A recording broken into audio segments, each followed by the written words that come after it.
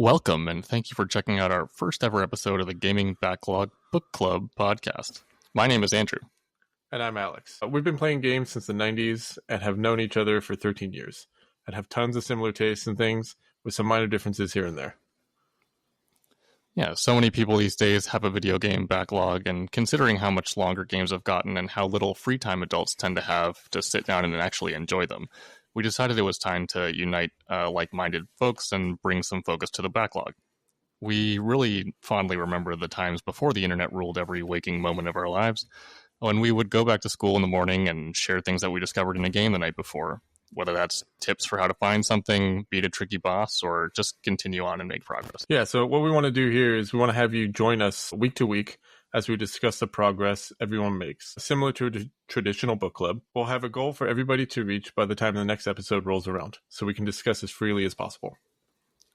Yeah, and isn't it more fun to actually play a game you're interested in? I mean, yes, Let's Plays have their place if you're interested in someone's commentary or don't want to spend the money on a particular game, but want to still experience the story.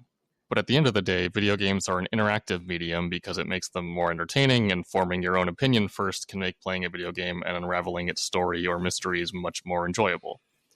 So just to give you an idea of the types of games we both like, and you can see how our tastes might align with yours, Alex, would you kindly give us a run-through of your top 5 games of all time and a bit about why? Obviously, today's version of your list, since it's only top 5, is pretty tough to narrow down, but let's see what we get. Yeah, it was tough to narrow down to top 5, but I will say my number one game, and it's number one by quite a bit, is The Last of Us. This is my number one game of all time, and I feel bad saying this, but it took me a while to get to this game. I didn't play it when it came out on PS3. My first playthrough of it actually came on the PS4 on the remastered edition. I loved it. Yeah, I did have the chance to play it on PS3. I picked it up at Best Buy, not knowing too much about it, having just been a big fan of the Uncharted series. I do remember this very first trailer, but yeah, The Last of Us was absolutely unique, and for whatever reason, it was the game that I got halfway through, and then life took over, and I stopped playing games completely for 2 years. But then I came back and finished it, and man, it was a great finish. Yeah, so again, for me, yeah, for it being number one, I mean, the story I found incredible. Doing the cordyceps virus, a fungi that gets into your system and infects you and takes you over. I remember the first time seeing a clicker in the game and being scared out of my mind. Like, how do I take these down without probably dying a ton? But overall, just again, as I said, the story of it all, it first starts as you take this little girl and she's basically cargo to you, and you have to take her across the US. And in the end, it kind of becomes a sort of love story in the apocalypse of her now becoming like a daughter to you. And it's incredible. And I loved every part of it. It's brutal. It's beautiful. It was definitely my number one game. And it's a game that I'll try and play at least once a year, if not every couple of years. Second on my list, and I know this is, I think, first on your list, BioShock. I mean, what a game. Incredible. Again, like, I think I'll let you speak on it, but like the whole atmosphere of Rapture was incredible. The gameplay overall is the game with your plasmids and just the unique enemies. While the rest of my list is in no particular order, BioShock is number one.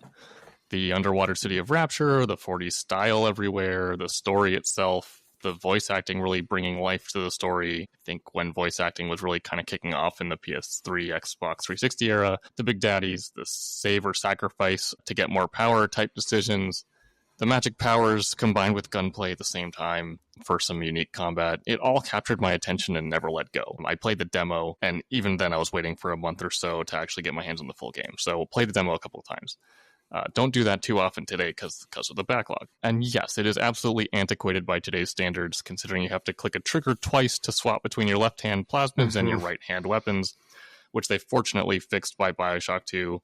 And then there's also the big glaring flashing arrow taking up half the screen telling you where you need to go to continue the story and totally breaking the immersion. But usually that just served me as an indicator to go in the exact opposite direction to find more voice notes, to gather items, and reveal more of the world. And that was when voice notes were actually interesting and not just way too much content like they are now. But even with those issues viewed from a modern perspective, my time with that game from the demo on the PS3 and the release date purchase of that port all the way through to the end was just never-ending fun. Yeah, I said it's number 2 for me. It was incredible. I mean, one memory I always have of it, and any time I hear someone do an interesting or unique laugh in like a TV show or like that, ha ha ha, I always in my head I go, ha ha ha, welcome to the circus of value. It's like every time, it just like that from that game, like the vending machines just stuck in my head. That damn clown. Yeah, that damn clown. And I have heard there is potentially a movie in the works, and I hope they make it more of a horror style movie, because it is a bit dark. It is dark and has a horror outlay there. And the combination of some horror, some action, and the immersive sim type stuff really makes a difference. I personally think a BioShock movie would be best if it was in the pre-downfall of Rapture rather than recreating the game.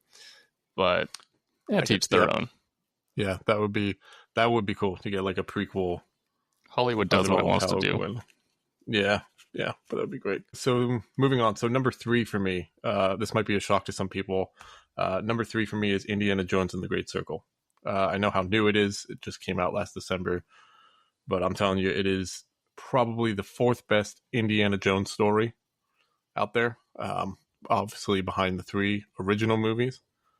It took me less than a month to beat it, and I completed all the achievements for Xbox. Basically, from the opening sequence of the game to the end, I was hooked. I enjoyed every minute of it, all the way to the credits. The game basically feels like a 20-hour Indiana Jones movie, with everything that you would expect from like an Indiana Jones film, from like fighting to puzzles to typical like indie quips. Troy Baker as Indiana Jones. I mean, you have the face likenesses of Harrison Ford, but Troy Baker does a phenomenal Harrison Ford impression. At first, I was a little bit, okay, I can see and hear the difference, but after playing for a while, kind of got used to like, wow, this guy, there are times where I really can't tell that this isn't Harrison Ford. He's one of the best, if not the best in the business. He did a phenomenal job. The other allies you get in the game, like Gina, who's one of your allies in it, she was great. Portrayed by an Italian actress that was in season 2 of Master of None with Aziz Ansari, which thought she did a great job in that show. It was very funny. Yeah, she was great in this, and she had, again, like an Indiana Jones movie, she had her little quips back and forth with Indiana Jones, and it was great. The enemies, obviously, you're fighting a bunch of Nazis. It's typical Indiana Jones. Surprise. But the guy who is like the main villain, who's great. He has a very unique accent and unique voice, and every time I'm screaming, like I just like have a smile and like kind of laugh because he sounded a little funny, but he was also still like really diabolical and great. And I think another one I love about the game is the weapons. You can use anything for a weapon. Like I was beating people down with brooms, with bricks, with what else do you have? You have just sticks on the ground. I rarely ever used. You have Indy's pistol. I don't think I really ever used it. I may have used it like once or twice. I just, whatever I could find on the ground, from like hammers to everything, I would just use and just beat down people, or just your fists. It was such a fun game, and the story, there were just all these twists and turns, and I was just so engrossed. And that kind of experience with the weapons reminds me a lot of the most recent Hitman trilogy, where you can literally smack someone to death with a fish or use a remote control rubber duck. Always a good time when you got something unique and different. I have not played Indiana Jones yet, as I only have PlayStation and Switch. I'm not an Xbox person, but I know it has recently released on PlayStation. Thanks to Alex's recommendation, I'll probably get to it sometime soon, but it's in the backlog. I mean, there was a point where I was tempted to just buy it on PlayStation again and replay it on PlayStation so I can get a platinum. And I might in the future. I won't right now. I was very tempted sooner to do it, but I'm not going to now. But I probably will in the future because, yeah, it is it was a great game. I enjoyed every minute of it, and it definitely has a replay value, which I enjoyed. Fourth on my list, old school game, Harvest Moon 64. I put so many hours into this game when I was younger, when I was a kid. Same I had here. so much fun with it. Oh yeah, yeah. The simplicity of it is just you're owning your farm. You get a farm from your grandfather that's been abandoned. You have to restore it. Growing your vegetables, growing all the different crops. The number of other little side quests where you get a horse and you can train, and then you can race your horse. You can participate in all the little town festivals. And then the best part is you can fall in love and get married. You get to woo. I think there are 4 different options for girls in the town that you get to woo. And if I remember rightly, I chose the girl who's the daughter of the librarian, the girl who worked in the library is who I wooed and ended up marrying. I know that I learned the word woo from that game. Yeah. It was just... Yeah, it's a blast from the past. I know I spent at least a ton of hours in that as well. Have you, out of curiosity, played Stardew Valley at all? I know I gave it a shot, thinking the nostalgia from Harvest Moon 64, and got a little into it, but the backlog takes over. But at the same time, I can see why people now would absolutely love it, and it's still getting supported even today. But it just didn't grab me the same way. Maybe it has to do with being an adult with less time, but... Yeah, I did try. I tried Stardew Valley. This was a few years ago now. And I put about 5-6 hours into it, but I didn't get the nostalgia from it as like I did, like thinking I would of Harvest Moon 64. Mm-hmm. I know now they've added Harvest Moon 64, I believe, to Switch Online. You're right. Yep. Yeah, I might try and go back to that again at some point in the future, just to see. I would love, though, if I've tried also a couple of the story, or one of the Story of Seasons games, who was the developer, because they moved over from what it was back from Natsume. It's not the same people anymore. I've tried those. It just didn't give me... It would give me some of it, but not quite as much of the nostalgia as the Harvest Moon 64. But yeah, I would love if they did like something they just did. They did a remaster, just with some better graphics. I think it'd be a lot of fun. That's number 4 on my list, and then number 5. I believe this is on your list as well. And it's number 5 for me. I'll say 1 is 1, and 2 is 2. 3, 4, and 5 on my list can interchange, but number 5 of mine is Ghost of Tsushima. Like from the trailer, just from the trailer, from the E3 trailer. Yeah, open world. Samurai. I was like, yeah, okay, I'm done. That's it. That's all I need to know. I will play this. It looks beautiful. I just knew from the moment I saw the first trailer that it would be phenomenal. It looked gorgeous. Mm-hmm. It was the Assassin's Creed in Japan that everyone had been begging for years, myself included, but without the crutches or requirements of that series weighing it down. And it absolutely delivered. Sure, it has some of the same open world fatigue that most open world games have, but it rarely detracted from the experience, and it is still a top game. I would call it an honorable mention if I have to define these top 5, but it's in the top 10 without a question. Yeah, I think there's another one like Last of Us and all these other ones on my list for me where I started it, and I don't think it took me very long to beat fully through. I could sit there for hours and just play and just ride on the horse through everything, following the wind, and it was great. The combat is incredible. The story overall of Jin Sakai was great. I'm so excited for Ghost of Yotai later this year. Oh yeah, and the expansion to Ghost of Tsushima was fun too. Even the co-op, the Iki Island and the co-op piece of it as well. Legends was good fun. It wasn't tons and tons of hours put into that as more of a single player fan myself, but I think it was kind of cool that they added in a couple just skins based on other PlayStation franchises. So that was nice. Mm-hmm. So those are my top 5 games of all time. As I said, we have a couple that overlap, but what are the rest of your top 5 games of all time? Yeah, so BioShock being number 1, the rest of my list is probably no particular order, but I'd say Diablo 2 has to be one of the games I've put the most time into overall. between the vanilla game and the Lord of Destruction expansion, it was just never a never-ending great experience from top to bottom. The atmosphere, even the grind, the camaraderie with the friends on the chat system, the conversations about it at school and class, the unique character classes and build variety was so unique at that time. And damn, what a great game. I primarily ran a Necromancer with probably 40 different skeletons tagging along, as well as a Golem. Nothing better than that, in my opinion. More recent Diablo games cap your total skeletons on a Necromancer, so I've shifted to other classes in D3 and D4. And, even though I never truly saw the intro ending or between act cutscenes in Diablo 2 because they always crashed my computer, at least I was always able to play on Battle.net smoothly enough and have a great time. It's also a sign of a great game when a kid barely goes outside all summer because they're glued to their computer with their brother in the other room, also connected, and their friends all online, slaying demons from sunup to sunset.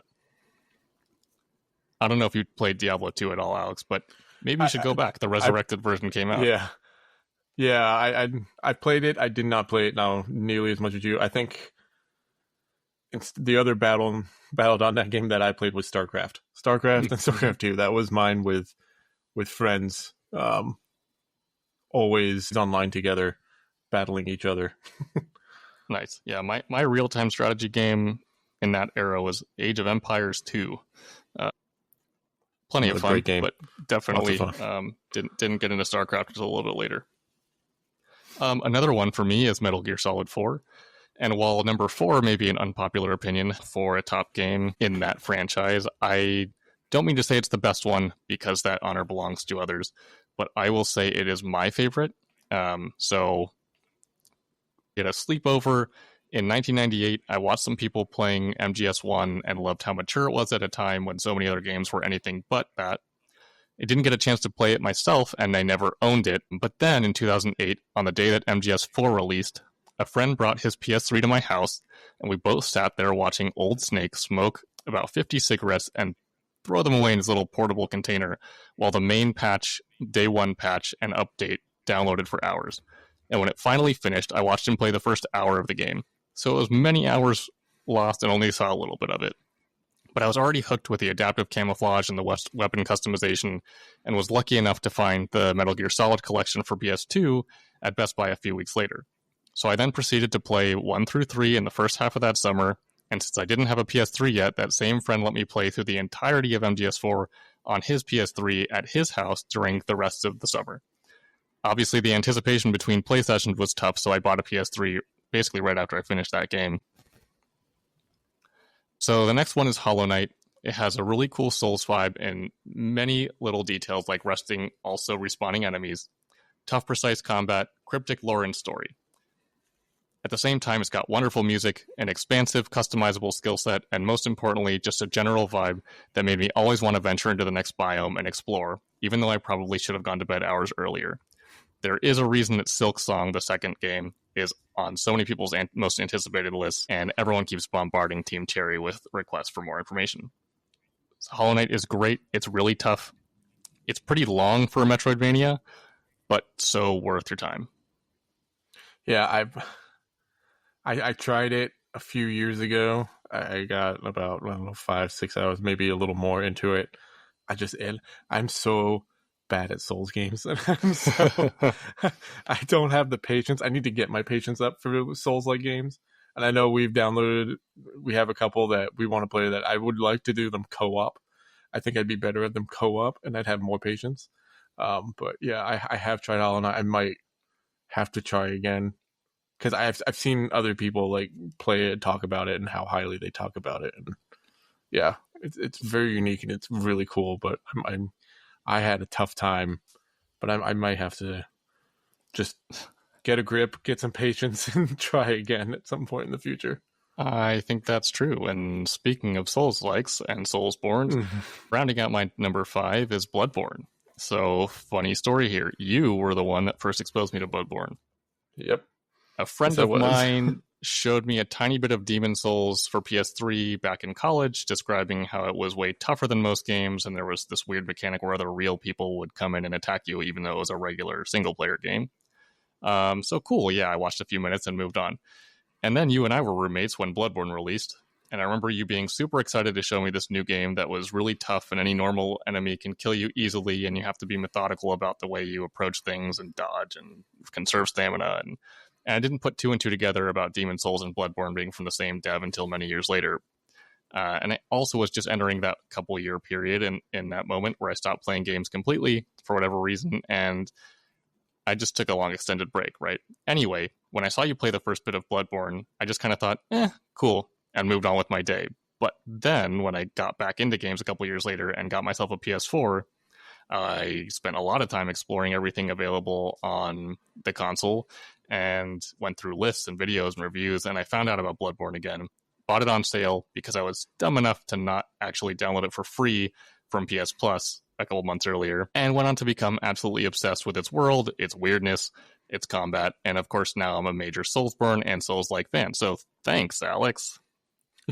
You're welcome. I did try it. That's another one I need to go back to is Bloodborne. I did start it back then, and it was a little too difficult for me. But it's just such a unique story with unique characters, and it's definitely one of the Souls ones out of a lot that are out there that I really want to focus and get myself through, because I do think I'd really, really enjoy it.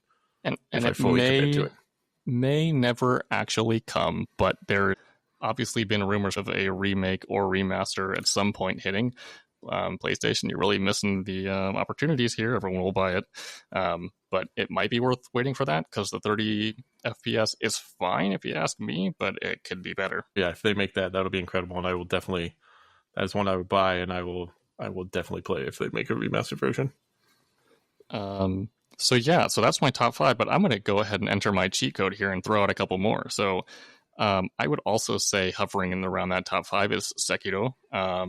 Has a great atmosphere, the rhythmic combat that throws off Souls combat veterans to learn the parry system. Almost feels like Guitar Hero in weird ways, rhythm games. The stealth system that didn't exist in previous Soulsborne games, and finally being able to jump. That's pretty cool. But like most, my first ever Soulsborne holds a special place in my heart, so Bloodborne edges out Sekiro here. And I'll also throw out Red Dead Redemption 1.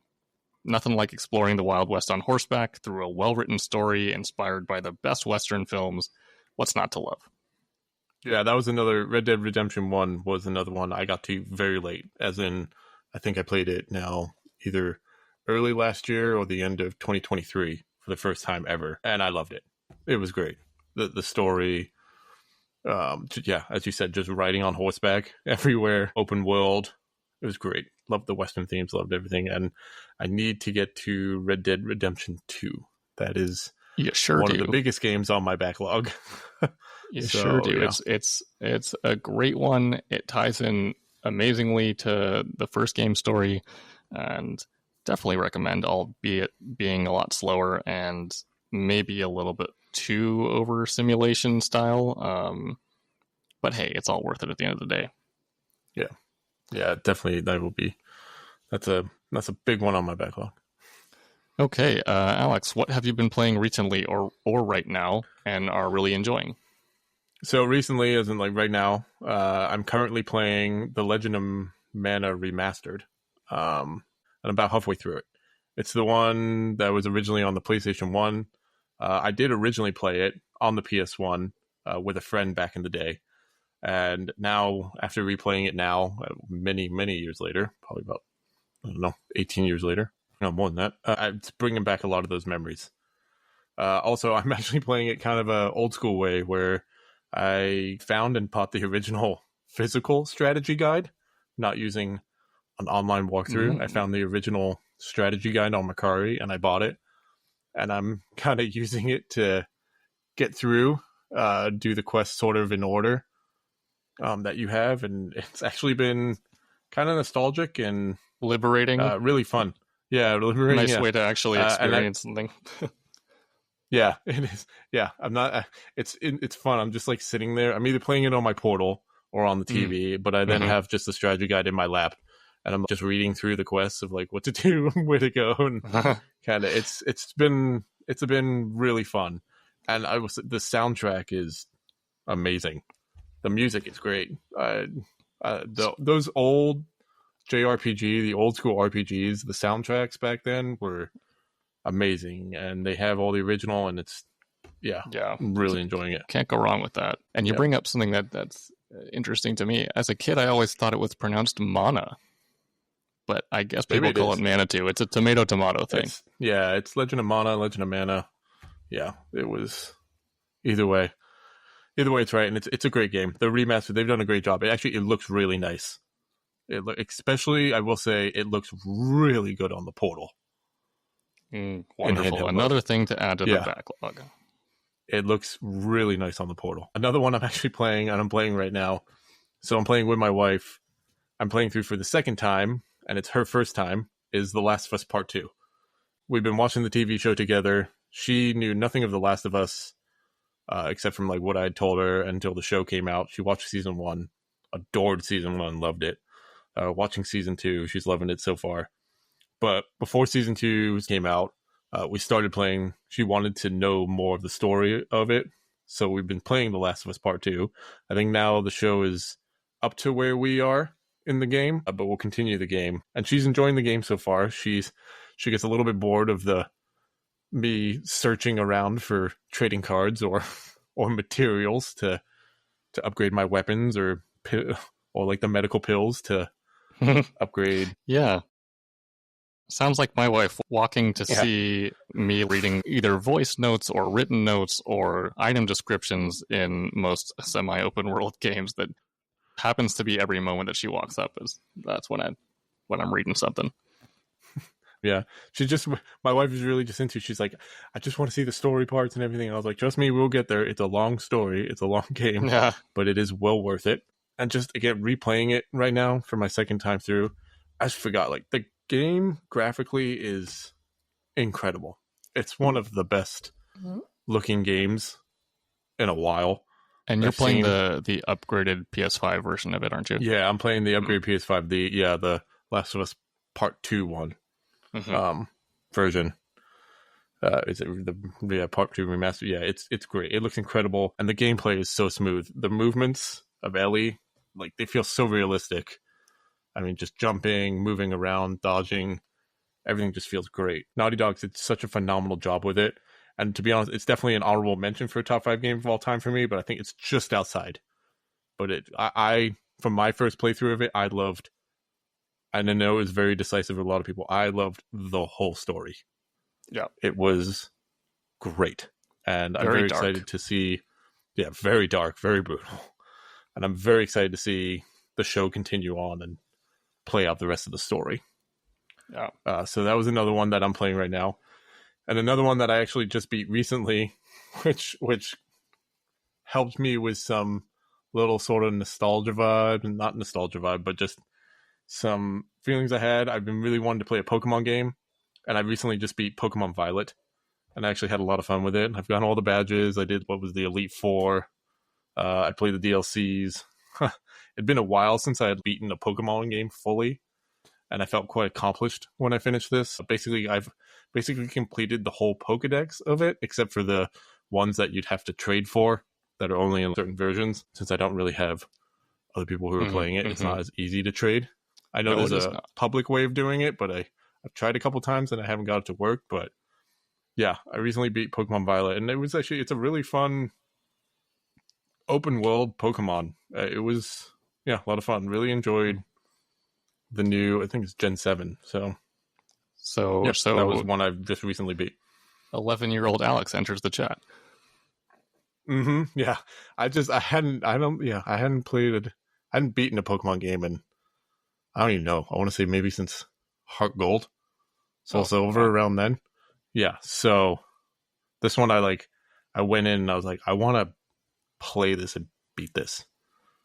Like, I've started all the other ones, like Legends Arceus, and I need to go back to that one. I never beat it. I need to go back to that. That one's a bit hard to beat. That one's different because it's completing just a Pokédex. There's no gym leaders in Legends Arceus. But just beat Pokemon Violet and had a lot of fun. So that's what I'm playing right now and what I've been playing. Nice. For me, what comes to top of mind is Tunic, which looks like isometric Zelda on the surface. It plays like a Souls-like game in combat and wows you with a ridiculously delicious onion to keep peeling back and uncovering endless layers of really unique old-school puzzles to solve, like an old Zelda or something even more complex. Let me tell you, if you play this one, you're going to be pulling out a piece of paper and a pen at some point. There's no getting around it. It's great. I'm also a bit into Persona 5 Royal right now, the second dungeon, so really not too far along, but having a good time with it. I've also been playing Split Fiction with my wife after we both very much enjoyed It Takes Two a couple years ago. Much like that one, Split Fiction consistently throws new gameplay elements at you and discards the old ones just as soon as you've mastered them.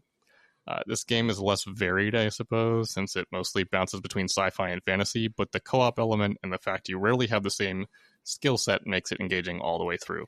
And I know you wanted to play that with me, Alex, but I'm sorry, you've been edged out. That's okay. I'm trying to get my wife into, because I haven't played It Takes Two yet, and I know that was the game of the year a few years ago. I'm trying to get her to play that with me because she's not as big into games. She mainly likes to watch me play some games, but I'm trying to get her into playing because I know It Takes Two is the co-op element. It's not too difficult, I don't believe. So no, I think it's a perfect one for couples, to be honest. Yeah. And then there's also been in the past year or so, I've played Sekiro, loved it. Disco Elysium, which is wild and weird and a lot of fun. The Resident Evil 2 remake, which I enjoyed enough, and it's short enough to not delay the backlog too much, that I actually ran through both A and B sides. And also Divinity Original Sin 2. And yes, I know I need to play Baldur's Gate 3, and I really want to, but hey, this isn't a show about backlogs for nothing. Yeah. Another one, actually, just quickly, that I remembered I just played and beat recently was Star Wars Jedi Survivor, the sequel to Jedi Fallen Order. Fallen Order was great. It was great. Fallen Order was phenomenal. And I will say with this one, first, I don't know, maybe 8 hours or so, maybe, I don't know. It was a little slow to start, I felt, but by the end of it, I'm not going to lie, my mind was blown. The story went in ways I don't want to spoil too much because I know you haven't played it. Like, it just went in ways that I was like, I didn't think it would go. And it was so much fun. They did a really good job with the sequel. And I'm kind of hoping they keep going with the Cal Kestis story because I love the Cal Kestis character. I'm hoping they bring him in real life into the Star Wars shows at some point. I know love to see that. The BD-1 or a version of a BD droid has showed up in one of the shows at some point. So hopefully they do bring him in because he's also a live performance actor as well. So you never know. Yeah, that was just another one quickly that I have just played and beat recently, and it was a lot of fun. It is actually quite difficult, I will say. There is some things in there like it's Souls light, yeah. But then they have those. There are little things in there like I'm never going to beat fully, like little time trials or little trials that you to get full trophies, and I'm like, I did a few of them, and then some of them were too hard, and I was like, no. I was like, I beat the story. The story was phenomenal. It's definitely worth it. So great sequel. All right, now what are your most anticipated unreleased games? And I'm just going to jump ahead of you and spit out Ghost of Yote and the fact that it's one of those drop whatever I'm playing and start it on the release date games for me. But curious what's on your list. Same for me. Ghost of Yote. Yeah, same. That is one when that comes out. That'll be like God of War Ragnarok was when that came out. That'll be a drop whatever I'm playing, and I will be playing that until I beat it. Some other most anticipated games for me, I know we're similar on this. Judas is one, since it's made by the people who made BioShock. Ken Levine and his new team. Yeah, considering BioShock is my number one ever, enough said. Yeah, I mean, from just the quick little trailers we've seen, looks great. Looks incredible. Can't wait to hopefully see more about it and then delve deeper into it. The new Pokemon Legends ZA game that's coming to Switch 2 later this year. I am excited to play again after beating Violet. Still really enjoying playing Pokemon games, so I will probably dive into that later this year. Another one I think we both have as well is Chronos, which looks great. Yeah, Chronos: The New Dawn looks wild. Mm-hmm. Don't know much about it besides that, but it gives me a hint of Dead Space mixed with some other stuff. I'm intrigued. Yeah, so am I. I think that's going to be a lot of fun. Quite, yeah, as you said, Dead Space like, quite scary, quite great action, great gameplay. Another one I'm really big for, again, another Naughty Dog, Intergalactic. Probably not coming until sensing a trend 2027. here. Yeah, probably not coming until 2027, but I from what I've heard about it and what I've heard Neil Druckmann say and everything, it's going to be their biggest game yet. Insane gameplay. Like, they're upping gameplay, they're upping everything. And from just the trailer we saw at the Game Awards, it looks incredible. And I'm very excited to see that and play that when that comes out. So yeah, those are definitely my most anticipated games coming. Nice. Those are mostly on my list too. On my end, I mentioned Hollow Knight Silksong before. Yes, what little we've seen of it looks fantastic, and I can't wait to get my hands on it either. Chronos, Judas, and while I know it has already released as of a couple weeks ago and been talked about like crazy, I'll just throw in Claire Obscure Expedition 33 here too. Still in the backlog. Not going to get to it soon. Looks good. It does. I've seen some gameplay. Yeah, it looks really beautiful. It looks really good from a small team. Moving along, for this podcast, we're likely to stick to games that have at least some degree of story to them, whether that's blatantly obvious through cutscenes or something like environmental storytelling, or potentially even more cryptic like Soulsborne item descriptions. I know that it's a little bit harder to extrapolate without millions of lore videos and wikis and whatnot, but still interesting. We are likely leaning more heavily towards the former, so things that are somewhat overt in the story they are telling you. Between Steam sales, console subscriptions like PS Plus and Game Pass all give access to a constantly growing library of games. There is a seemingly endless list of options, basically like when you're looking at Netflix and you spend 2 hours there looking for the next thing you want to watch, and by the time you find something, it's actually time to go to bed. Yeah, everyone does it, especially with new games, especially with all the Steam sales and everything else. So sometimes that gets the better of people when deciding which game to start next, and they may not start anytime soon. So the really true core concept of this podcast is let's all just jump into one game together then and play through it and have conversations. It seems like a good way to bring some focus to the backlog. And to start off, our first game is going to be Death Stranding. Big game, one that neither of us have played and has been on a backlog for a while. Yeah, if you're not familiar with Death Stranding, it was a rather polarizing game when it released in November of 2019 for PS4, before it got ported to PC the following year. It was the new brainchild of Hideo Kojima, who is the longtime creator of the Metal Gear Solid series over at Konami, before they had a falling out, and he went off to create Kojima Productions, where he is now, and start on actually building out Death Stranding. So Kojima is a game director with a long-time desire to enter the film world. His games often do feel a lot like movies, with long or extra long cutscenes. Metal Gear Solid 4 finale, looking at you. You can feel the eccentric artsy side of everything he does, and this one seems even crazier. It can be felt in how things are shot, as if they're in a true movie, and in the case of Death Stranding, he brought in a stacked cast, too. The star itself, the protagonist, is Norman Reedus of Walking Dead fame and Boondock Saints even before that. I think, Alex, you at least watched that movie and quite enjoyed it too. Yes, I did. Yeah, Boondock Saints. Yeah, haven't seen Walking Dead. Never got into that show, but yeah, Boondock Saints. Yeah, his character was one of my favorites in the first few seasons of Walking Dead before I fell off of it. But he's just a solid actor all around. It also has Lea Seydoux from the most recent James Bond movies, Mads Mikkelsen, Troy Baker, renowned voice actor in the games world, Margaret Qualley, who was just a star in The Substance and did very well, and Guillermo del Toro, the Mexican director, as well, as in this as an actor. The basics of the story are that you play as Norman Reedus' character, who is a cross-country package delivery guy in a post-apocalyptic United States. It's now called the United Cities of America, where something called the Death Stranding. Oh, hey, look, they said the name of the game in the game.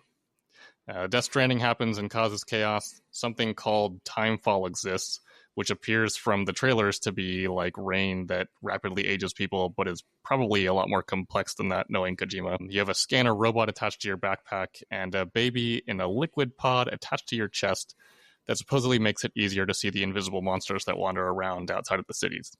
Yeah, it's weird stuff all around. Yeah, it's very weird, very unique, very, very Kojima. Very Kojima. They actually also used the Decima engine that was made by Guerrilla Games for the Horizon games because of just how gorgeous and realistic the natural landscapes looked in Horizon Zero Dawn. We're both fans of that series. I've only played the first. You've played both, Alex, and we're very excited to see Horizon games. Yes. Number 2 is on my backlog. We're very excited to see how Kojima Productions makes use of the engine overall. So this one's been on our backlog since it was originally announced, but neither of us have gotten around to it. What makes it something you want to start up now specifically, Alex? For me, I want to start up now. We have the new one is releasing here June 26th, and I saw a quick little, not full trailer, but a little snippets of the trailer of the new one. I don't think it's spoiled really anything, but it looks very good.